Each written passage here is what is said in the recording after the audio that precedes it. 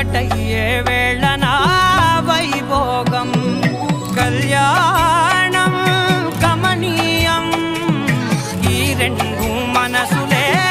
రమణీయం ముడే ముళ్ళట ముడి పడుతుంటే ముచ్చట నాలుగు దిక్కుల కంట చూడ ముచ్చటైన వేడుకంట ఆ పంచభూతాల తోడుగా ప్రేమ పంచుకొనే పండగంట ఆరరుగల నిండుగా ఇది నూరెళ్ళ పచ్చని పంట